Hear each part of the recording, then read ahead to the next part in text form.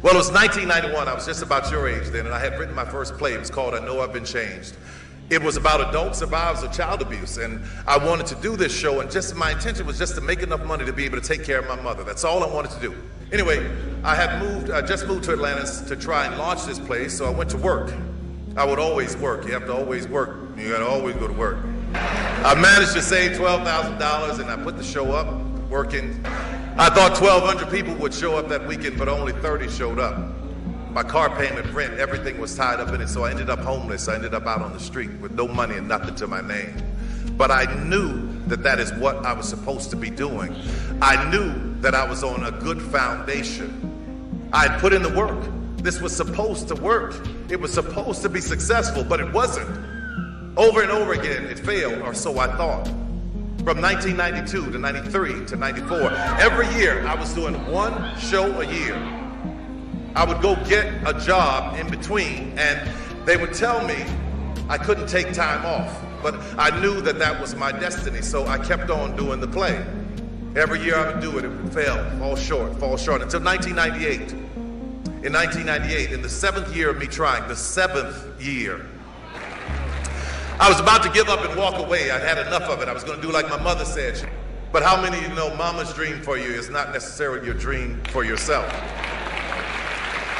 I knew I was in the right place when one day I started getting notes from people, this was before email, who had seen the show. They would say, this really touched me. This really helped me. They started telling me how it had changed their lives. I saw it, I got it, and it hit me, and my intention changed. At that moment, it was no longer about making enough money to take care of anybody. It became about what it did for the people who saw it, who saw themselves. My entire intention changed in 1998, and everything in my life shifted after that.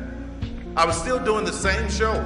I was still doing the same things, but because my intention changed, my purpose in what I was doing, this for had changed. My intention became about how do I serve other people? How do I lift other people? When I realized that, everything in my life began to fall into place. So I want to talk to you about intention today. What is your intention in your career? Why did you choose it? Once I did that, everything that I touched seemed to see major success.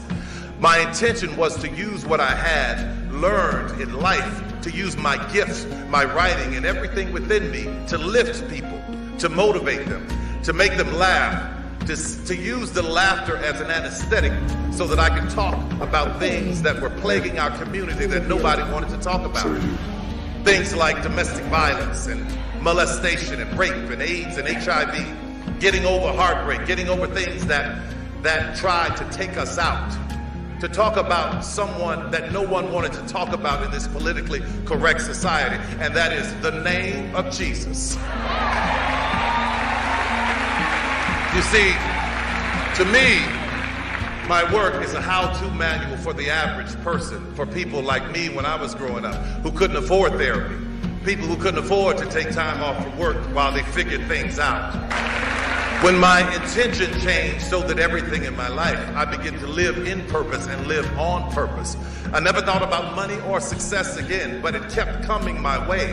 So much so that I was playing arenas, even until this day, 20, 30,000 people come into the arenas over a weekend, packing the place just to see my live plays. Then on to incredible success in film with over about 15 movies grossing over $1 billion. Then on to television, where I provided jobs and made more millionaires than all the studios combined in a 10-year period when blacks were absent from television and the film. I helped people like Idris Elba by giving him his first movie. I worked with Kerry Washington before Scandal, and Taraji P. Henson before Empire, with Viola Davis before How to Get Away with Murder. And Miss Cicely Tyson, the legendary Cicely Tyson. She said that I helped revitalize her career. And there are many more. Nothing changed in what I was doing other than my intention. So today I want to challenge you to know your intention as to why you do what you do. And I promise you, if your intention is right, you will be successful.